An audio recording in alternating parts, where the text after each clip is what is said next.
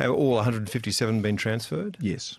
And what's the state of their health? Well, that will obviously be assessed this morning and over the next couple of days, but they've been in good care from the Australian Customs and Border Protection Service while they've been on board the Ocean Protector, which is a well-equipped vessel, and there were no reports of any medical incidents during that time.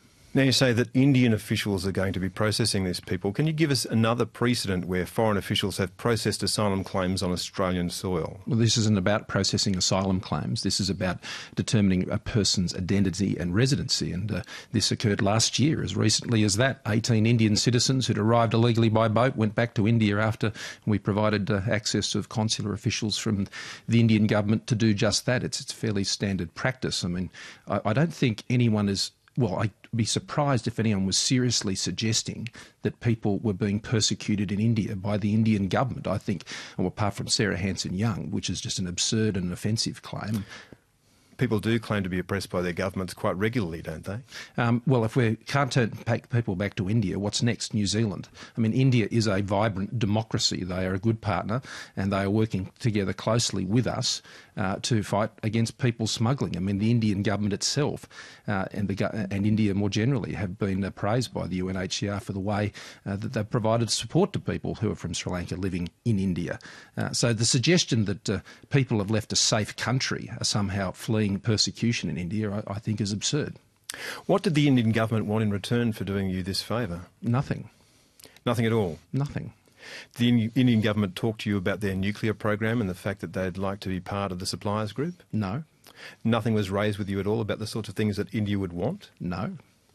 Why is it that the Australian government needs to have the Indian government involved in this process? Why can't you assess whether or not they're Indians yourself? Because that is something for any government to do, who is the host government, who is determining their citizenship or residency. And it's not for Australia to do that. I mean, at the end of the day, people will go back to India where India is prepared to accept them back in these circumstances, and that obviously requires cooperation and the involvement of their officials. I mean, our purpose here, Chris, is this.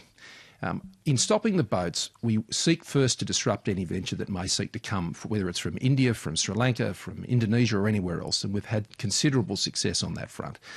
It is then our objective to ensure that such a vessel doesn't reach here. Now, if we're in circumstances where we're in now, then we would seek to have people sent back where that is possible to be done, and that's what we're doing. The backstop to all of this is offshore processing, and those measures remain available to us. But I think the fact that there's been so much interest in this one venture, the first venture since December 19 last year where this process has been undertaken, and the fact that this is such an uncommon and irregular event, I think demonstrates the success the government has had on this. I mean, last July... Isn't the other thing that we're trying to establish here whether or not any of these people are making protection claims, and have they made those claims to Australian officials? Well, no, and the other issue here is, Chris, I mean, these people have come from the safe country of India. They haven't come from Sri Lanka. They haven't come from any of those other countries, Afghanistan or anything like that. They have come from India.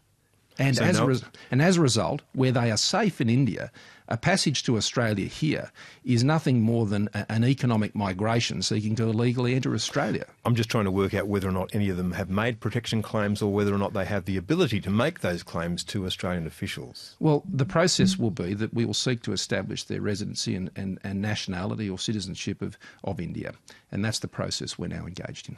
Are you expecting to be defeated in the High Court, and is that why 157 people have been brought to Australia? No, these issues are completely separate matters. We've been fully compliant and with the court on the process that they're undertaking. We'll continue to do so. We have given various undertakings to the court, which we have honoured in every aspect, and we'll continue to do that. Why have you broken your policy for offshore processing and decided to send them to Curtin? No, we haven't broken our process for offshore processing. Offshore processing is the backstop measure. Where we can get people sent back to the country from which they've come from, then that's exactly what we'll do. And that's the step we're now engaged in. It's not the policy of this government to send out the water taxi the second the whistle goes up, as was the practice of the previous government. That's not what we do. We seek to frustrate every aspect of this venture, and that includes having people sent back where we can do that.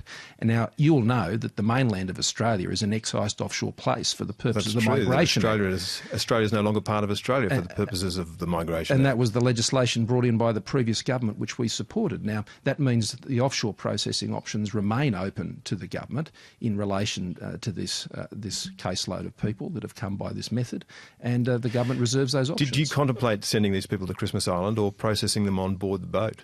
Well, on processing on the boat, well, we're not talking about processing again, I should stress here, Chris. We're talking about determining the identity of people, and that's a very, very different process.